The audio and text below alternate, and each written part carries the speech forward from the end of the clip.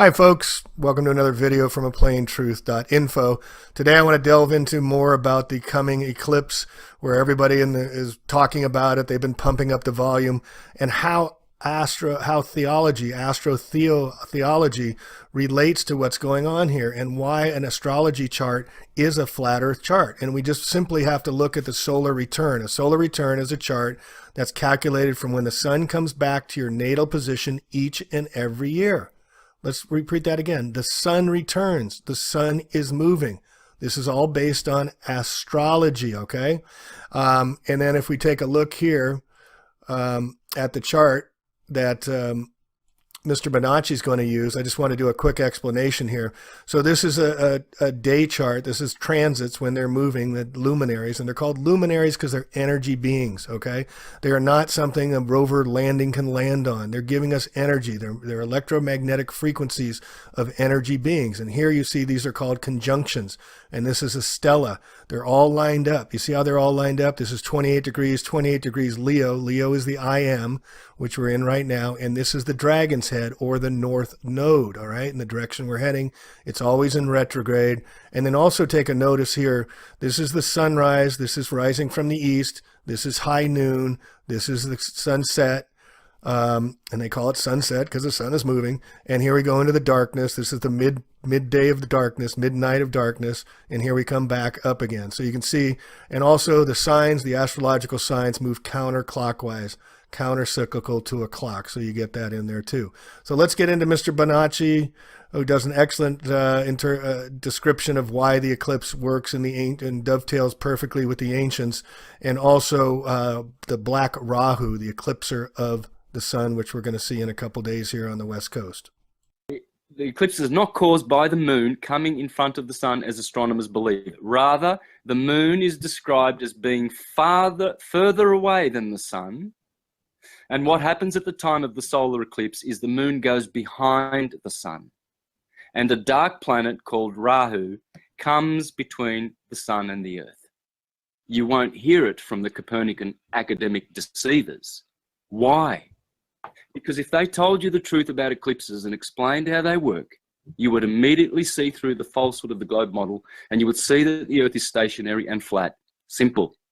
That would void the global agenda in a heartbeat, and a lot of corporations that have everything to lose, as they had a vested interest in the globe. This upcoming eclipse will be viewed in the USA and will cast a 70-mile wide shadow traveling from west to east, contrary to the usual flow of celestial traffic. Oops. Big oops. Houston, we have a problem. So this is the prayer of the globalists. Oh, help us, Santa God, to save our Santa ball. Please, Santa God, help us explain this anomaly to the programmed upside-down spinners so we can continue to deceive them. There it is, quote from the false prophets / deceivers of the cult of Santa Ball, globalists.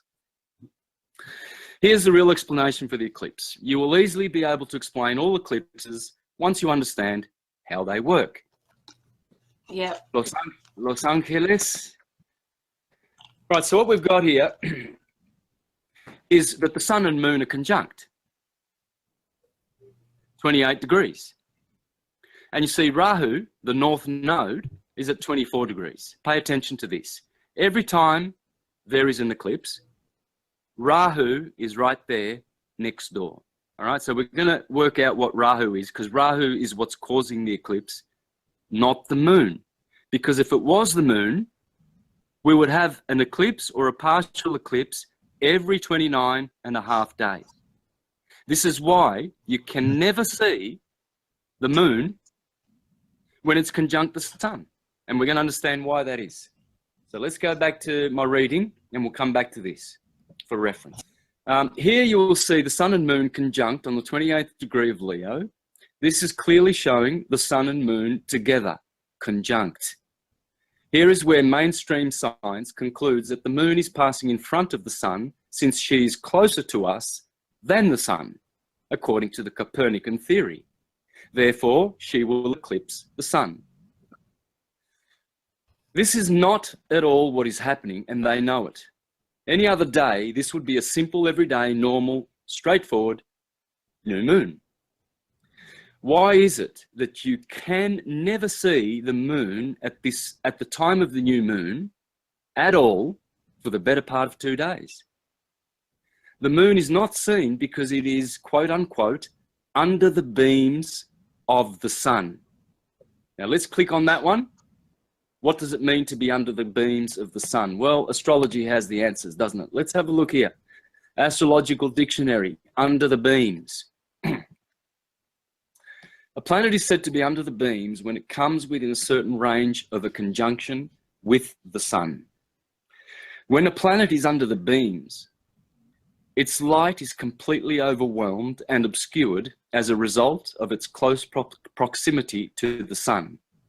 The exact range in which a planet becomes visible or invisible is based on its proximity to the sun, varies based on the planet involved, as well as other factors such as atmospheric conditions.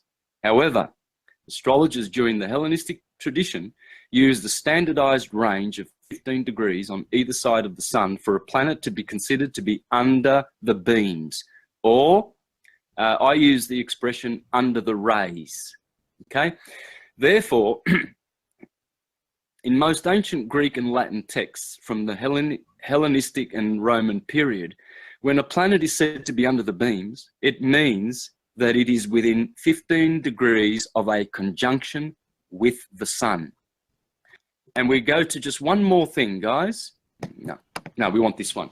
Here is another term you will hear in astrology, combust. So under the rays and combust. Combust is also interesting. We need to understand this. A planet is combust when it is in conjunction with the sun and therefore hidden from sight by the light of the sun. Traditionally, this is a serious debility and implies that the planet is weakened or restricted in power. However, if a planet is within 17 minutes of arc of the sun, it is termed cazimi, in the heart of the sun. I mean, that's a perfect conjunction. That means they're exactly on the same, virtually the same degree. But they have to be within 17 minutes of arc, okay, to be cazimi, which is very, very, very special. And people born under that conjunction are very, very blessed and powerful people. So it says, and is considered strengthened by the union. In his introduction, William Lilly stated that the combustion is more debilitating because it's within 8.5 degrees. And what that means is it's actually behind the sun, guys. The 8 degrees combust, that's different. That means they are directly behind the sun, because 8 and 8 degrees gives you 16, which is half of the sun, which is definitely well and truly behind the sun. And what we're going to see is that the moon is higher than the sun, and she passes behind the sun during the new moon, okay? And this was known to the ancients. This is not at all what is happening, and they know it. Any other day, this would be a simple, everyday, normal, straightforward new moon. Why is it that you can never see the moon at the time of the new moon at all for the better part of 2 days? The moon is not seen because it is under the beams of the sun. If the moon is closer to us than the sun, it should always be visible. It should be visible all month long. It is invisible at the time of the new moon because the moon becomes invisible due to its close proximity to the sun. So if people think this is hocus pocus, all they've got to do is go out at midday on the new moon, on the day of the new moon, and look up at the sun and look for the moon. Where is it? You never see the sun and moon together. The same size, there they are sitting there together. And even though the moon's ecliptic plane is 5 degrees skew width of the sun's ecliptic plane, the moon should always be at the new moon in front of the sun and fully visible. And every month, every 29.5 days, there should be a partial eclipse of the sun, because that 5 degrees of differential of ecliptic planes between the sun and the moon will cause the moon and the sun to be so conjunct that they will overlap each other always, every single day of history, every single month, and yet it doesn't. You never, ever see the moon. It goes totally invisible. Now, if it was a rock floating around in space at 220,000 miles away, whereas the sun is 93 million miles away, where is the moon at the new moon? Where is it, globetards? Where is the moon at the new moon? Okay, continuing. So what is eclipsing the sun? Big question, hey? Because it's not the moon. You will notice on the astrological chart you have in front of you that the North Node is on the 24th degree of Leo, just 4 degrees away from the sun and moon, as it always is at every eclipse in the history of the universe. So what he's referring to here is, you see the 28 degrees of the sun. This is the moon symbol, 28 degrees. And then you have the dragon's head North Node at 23 degrees. This is what he's talking about here. This is the cause of the eclipse. The Hindus call this Rahu, the head of the dragon. It is also known as the black sun. Okay, so we've already learned that this wheel turns clockwise, degree of Aquarius. That's called Ketu, the south node. So what is a node? First of all, let's address this. Okay, here is a Vedic astrology depiction of it, the best one I could find. It's very simple, and it's based on the Earth being a ball in the middle here. Now, let's just ignore that. So these are the nodes, these 2 points. Okay, here. This one is called Rahu. Here it is, ascending node, because it ascends. You have to go, the moon has to go up 5 degrees here, higher than the sun's. This is the sun's ecliptic here, the main ecliptic, this one. And this one is the moon's, okay? And they intersect at these fulcrums. They're called nodes. This one's Ketu, the descending node, the south node. South because the moon goes south, okay? She's below the sun here. But at the north node here, she goes behind the sun. So this is the path of the sun here, okay? Now, nodal axis, pay attention, rotating counterclockwise. So this axis here of the nodes is constantly going in this direction, backwards, retrogressing all the time. It takes 18.5 years for Rahu to go from this point here in Leo. Rahu will be retrogressing for 18 years to get back to this point here. Okay, so when you watch the ecliptic on the 21st, you will notice that the shadow on the sun that blocks the sun completely is going backwards. It's retrogressing.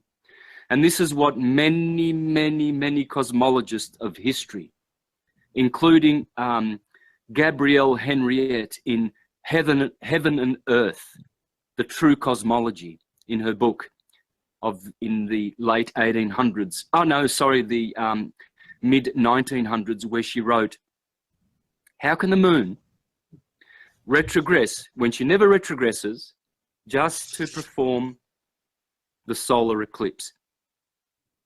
She's going in the same direction as the sun. She can never, ever go backwards, doing a backwards shadow on the earth. It's impossible. And even the flat earthers out there that are trying to explain it, they're explaining it as if it was the moon causing the shadow.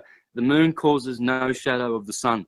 The sun causes the moon to become invisible, and you have your own proof. Go out at midday or any time of the day when it's the new moon, and you'll see the moon is nowhere to be seen, and yet she's there with the sun. Astronomy tells you that. Astrology tells you that. Common sense tells you that. Common knowledge tells you that, and yet you cannot see the moon. Why? Because she is a sonoluminescent, self-illuminating body. And she passes behind the sun. Let's have a look at this site. I will link these sites, guys. Here is a beautiful site. Solar eclipses are not caused by the moon. NASA. Anyway, here, just read here. It says, according to Vedic astronomy, the most ancient and accurate system of astronomy on the planet, solar eclipses are not caused by the moon coming in front of the sun. Okay, that's gone. This one here. Okay, let's just, these are all globe. These are mostly globe heliocentric models that are explaining things correctly with a incorrect model, as I used to do with my astrotheological presentations, explaining astrotheology correctly, but using a wrong model, which was heliocentrism. I should have listened to the astrologers who had it right from the start. Everything is geocentric. So I made a big mistake. I was poncing around as a Santa Baller, pontificating, with the wrong model, and now I've corrected that. So everything's 100% correct with astrotheology as it stands. So you will notice the little letter R just near the north node. This means the north node is in retrograde mode. In other words, it is retrogressing. Hence it goes backwards to block the sun due to its retrograde motion. Duh, the moon's not going backwards. It cannot be the moon, period. The moon never goes retrograde, and so cannot be making the backwards shadow from west to east. Only Rahu can do this, since he is right there and retrogressing. Oh, that's a nice coincidence, isn't it? A coincidence which the liars do not want you to notice / discover / understand. The Jesuits, who control all astronomical mainstream knowledge, know very well that the black sun is broken up into 7 pieces / disks, and they are scattered around the north node. They also know that when one of these 7 disks passes in front of the sun, it eclipses the sun, while the moon passes behind the sun at the time of the new moon. The solar eclipse can only happen when the new moon occurs conjunct the north node. It cannot happen anywhere else along the ecliptic. Pay attention. All solar eclipses happen when the sun is near Rahu, period. That's it. Whereas the lunar eclipse will happen when the full moon occurs near the south node, as in the case of the partial eclipse of the moon on the 8th of August, just 3 or 4 days ago, which you can easily see if you punch in the date, 8th of August, 4 p.m, Brisbane, Australia. There you will see clearly that the sun and moon are directly opposite each other, sun in 15 degrees Leo, and moon in 15 degrees Aquarius, directly 180 degrees opposed to each other. But notice the south node right there, 9 degrees away at the 24th degree of Aquarius. This is why it was a partial eclipse, because 9 degrees is too far away for the south node to completely cover the full moon. Here you can read about Rahu and the true cause of the solar eclipse. So let's do that now. The time of day considered to be under the influence of Rahu is Rahu Kala and is considered inauspicious. In Vedic astronomy, Rahu is considered to be a rogue planet. The other name of Rahu is Bhayanaka. Now, the reason why the ancients were afraid of solar eclipses is because anything that comes in front of the sun sucks up the energy of the sun, and hence mankind is deprived of that beautiful electromagnetic solar luminescence for that short period. Hence, the effect is palpable, okay? It is patent. It is observable only by those who have ears to hear and eyes to see that. Now, let's just continue on. Rahu is mentioned explicitly in a pair of scriptures from the Samayutta Nikaya of the Pali Canon, etc., etc. Let's just go forward. It says, the verses recited by the 2 celestial deities. Sorry, no, I wanted to read here. The Buddha responds by enjoining Rahu to release them, which Rahu does rather than have his head split into 7 pieces. So what happens is this Rahu is actually, a body of discs, and mostly one of those discs is causing the retrogressing shadow passing in front of the sun. So there you have it. And there's the article, guys. You can, intelligent people paying attention will probably have wondered about this astrological wisdom about planets being invisible due to the beams of the sun. And they'll point to the NASA images of the Venus transit and the Mercury transit, and they'll say, oh yeah, but I can see that CGI dot passing in front of the sun. Ha, ha, ha. So where's astrology now saying that Venus can never, ever be seen passing in front of the sun? She just can't be. What you are seeing is the node of Venus. These are the nodes, people, and the node of Venus is in Gemini. Hence, all Venus transits occur in June, around June the 5th, between June the 5th in Gemini and June the, I think, the 15th or the 18th. Okay, so let's have a look in Wikipedia. Venus transit. Astronomy's ability to accurately predict lunar and solar eclipses is a result and proof positive of the heliocentric theory of the universe. The fact of the matter, however, is that eclipses have been accurately predicted by cultures worldwide for thousands of years before the heliocentric ball Earth was even a glimmer in Copernicus's imagination.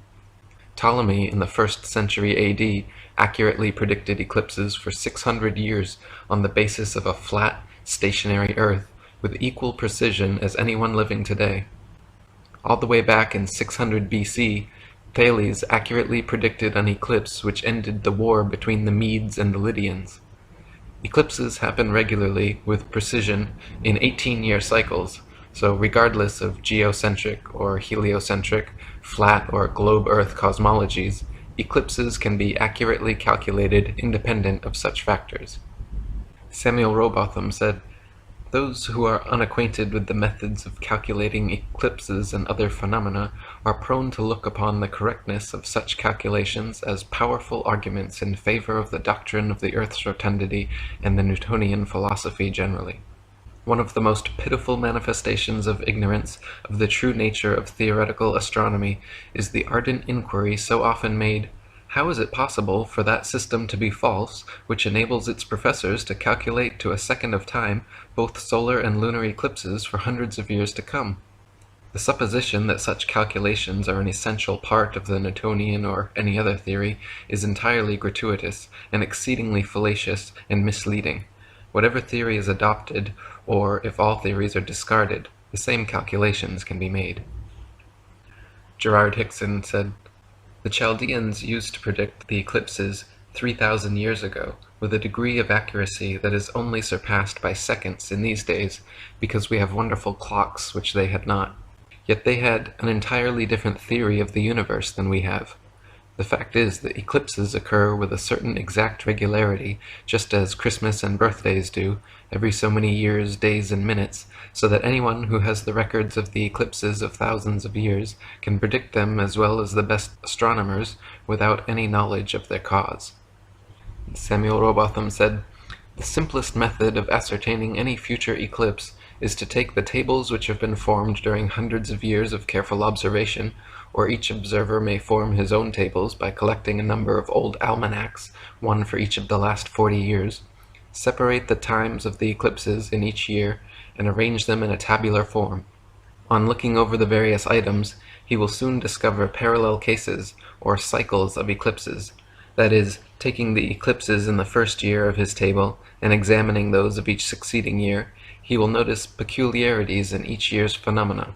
But on arriving to the items of the 19th and 20th years, he will perceive that some of the eclipses in the earlier part of the table will have been now repeated, that is to say, the times and characters will be alike. Tables of the places of the sun and moon, of eclipses, and of kindred phenomena have existed for thousands of years, and were formed independently of each other by the Chaldean, Babylonian, Egyptian, Hindu, Chinese, and other ancient astronomers. Modern science has had nothing to do with these." Another assumption and supposed proof of Earth's shape, heliocentrists claim that lunar eclipses are caused by the shadow of the ball Earth occulting the moon. The idea is that the sun, earth, and moon's spheres perfectly align like 3 billiard balls in a row, so that the sun's light casts the earth's shadow onto the moon. Unfortunately for heliocentrists, this explanation is rendered completely invalid due to the fact that lunar eclipses have happened and continue to happen regularly when both the sun and moon are still visible together above the horizon. For the sun's light to be casting Earth's shadow onto the moon, the three bodies must be aligned in a straight 180-degree syzygy. William Carpenter says, All right, let's finish this up with who Rahu is and the black sun and the legend of Rahu. And we already went through the quotes and whatnot. But according to globular theory, a lunar eclipse occurs when the sun, earth, and moon are in a direct line. But it's on record that since about the 15th century, over 50 eclipses have occurred while both the sun and the moon have been visible above the horizon. Okay. What I wanted to quote here is, again, Greenwich Royal Observatory, that during the lunar eclipse of July 17th, 1668, the moon rose eclipsed while the sun was still above the horizon. The Daily Telegraph recorded happening again in 1870, then again in July of the same year. It continues to happen in lunar eclipses to this day. Therefore, the eclipser of the moon cannot be the Earth's shadow, and some other explanation must be sought. So here's all the depictions of Rahu in ancient lore and tradition and legend.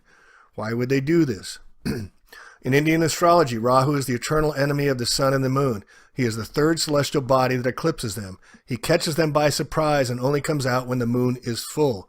Rahu is always depicted as a dark circle or eating a circle. The other name of Rahu, as Bonacci went into, is Bahanka. Rahu and Ketu denote the points of intersection of the paths of the sun and the moon. And here's pictures of Rahu in ancient traditions. Many traditions have Rahu.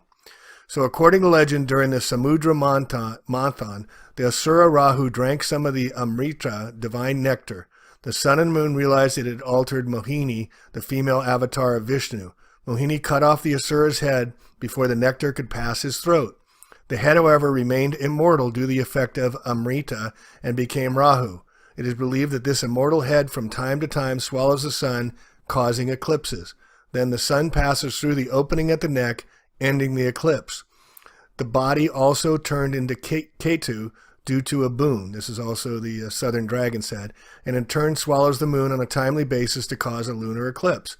Various names are assigned to Rahu in Vedic texts, including the chief, the advisor of the demons, the minister of the demons, ever angry, the tormentor, bitter enemy of the luminaries, lord of illusions, one who frightens the sun, and one who makes the moon lustreless. Rahu appears in Buddhist and Thai culture as well. It is called the Pra-Rahu in Thailand and mentioned explicitly in a pair of scriptures from the Samudra Nikaya of the Pali Canon. In the Kandima Sutta and the Surya Sutta, Rahu attacks Chandra, the moon deity, and Surya, the sun deity, before being compelled to release them by the recitation of a brief stanza conveying their reverence to the Buddha. The Buddha responds by enjoining Rahu to release them, which Rahu does rather than have his head split into 7 pieces. Remember, Bonacci referred to the 7 pieces of the ecliptor of the eclipse. The verses recited by the 2 celestial deities and the Buddha have since been incorporated into Buddhist liturgy as protective verses recited by monks as prayers of protection. Here you see more pictures of Rahu. Everywhere in ancient legends, Rahu. He was once a proud Asura, a demigod of immersed power and hunger, seeking immortality, for demigods are but another realm in the wheel of samsara. Rahu drank the divine nectar known as Amrita before the drought could pass his throat. However, all-powerful Vishnu decapitated him for his transgression. The power of the nectar made his disembodied head immortal, and this cleaved and fallen god continually seeks his revenge with the 2 planetary deities who ratted him out to the big Vish, the sun and the moon. As such, ravenous Rahu regularly ascends into the sky and attempts to swallow the sun or the moon. But since he's disembodied, his meals fall back out again, an escape route, if you will. In Vietnam, people believe that a giant frog was devouring the sun, while Viking cultures blamed wolves for eating the sun and causing a solar eclipse. In ancient China, a celestial dragon was thought to lunge on the sun, causing a solar eclipse. In fact, the Chinese word of an eclipse, chi or shi, means to eat. According to ancient Hindu mythology, the deity Rahu is beheaded by the gods for capturing and drinking ambrosia. Rahu's head flies off into the sky and swallows the sun, causing an eclipse. The Pomo, an indigenous group of people who live in the northwestern United States, tell a story of a bear who started a fight with the sun and took a bite of it. The Pomo name for solar eclipse is sun, but got bit by a bear. After taking a bite of the sun and resolving the conflict, the bear, as the story goes, went on to meet the moon and take a bite out of the moon as well, causing a lunar eclipse. This story may have been their way of explaining why a solar eclipse happens about a fortnight before or after a lunar eclipse. According to Inuit folklore, the sun goddess Malina walked away after a fight with the moon god Anangan. A solar eclipse happened when Anangan managed to catch up with his sister, the Batamalaiba, who live in Benin and Togo, who used a solar eclipse as a teaching moment. According to their legends, an eclipse of the sun meant the sun and the moon were fighting, and the only way to stop them from hurting each other was for people on Earth to resolve all conflicts with each other. Epep was the ancient Egyptian spirit of evil, darkness, and destruction who threatened to destroy the sun god Ra as he traveled through the underworld or sky at night. Originally Set and Mahan, the serpent-headed man, were given the job of defending Ra and his solar barge. They would cut a hole in the belly of the snake to allow Ra to escape his clutches. If they failed, the world would be plunged into darkness.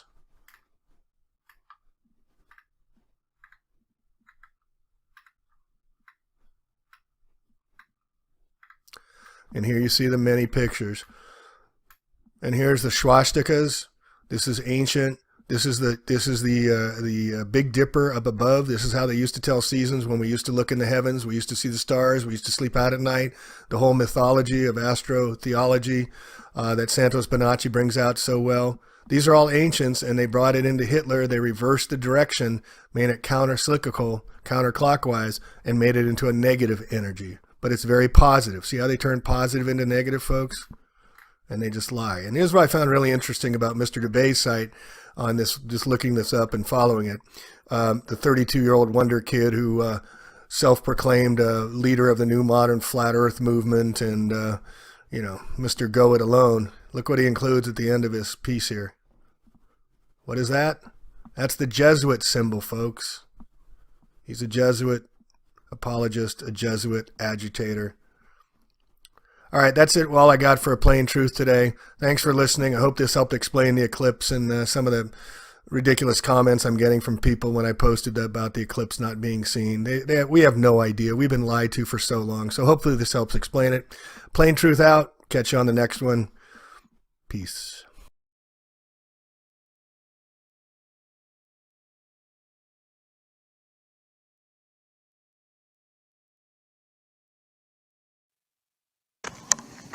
Oh, here we got one spraying. Here we go.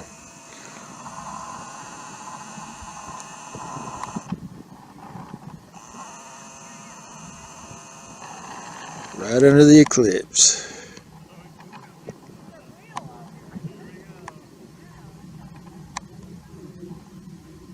Yeah, don't look at the chemicals coming out of the plane.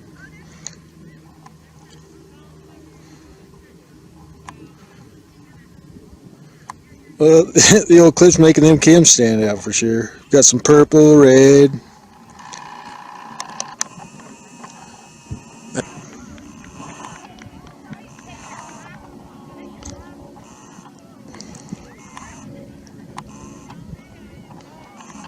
There you go, people. I don't think that's a moon.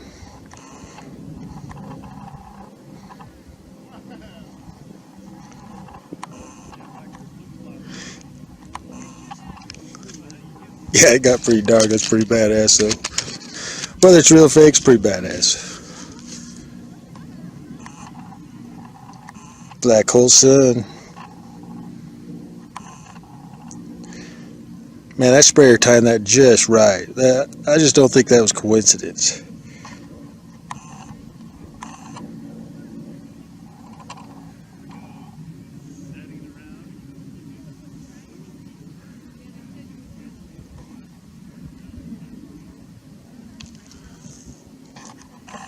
pretty crazy. I like it. Glad I came down. Sorry I couldn't live stream this.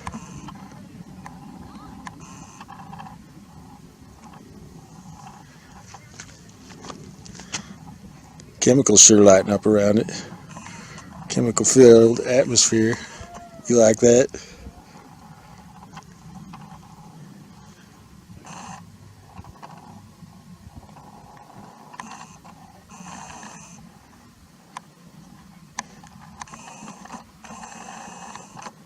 That just doesn't look like the moon to me.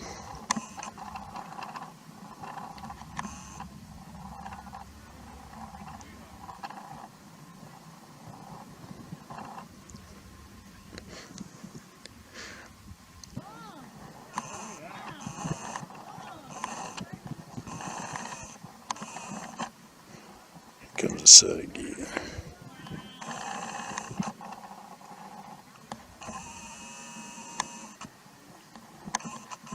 September 27th, 2015, I took pictures of the eclipse of the moon.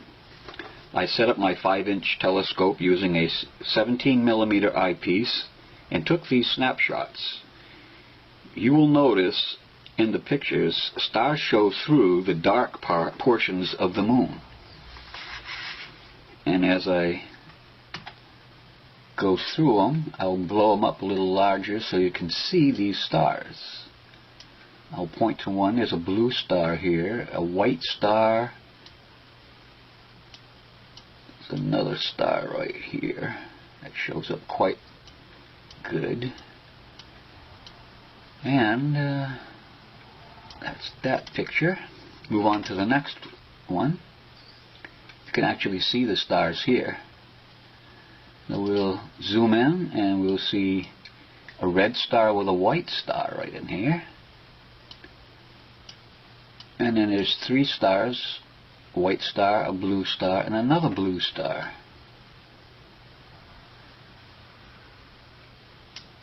And there's a white star pretty much over here.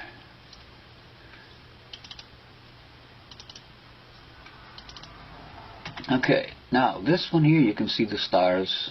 1, 2, that's pretty bright. Now zoom in on it. Now there's a red star, white star, showing through the moon, white star, and then blue star again. The stars shining through again. So what my point is, that is the moon transparent? I've heard people talk about that. And as I see these pictures, I see that there's stars shining through like they had predicted.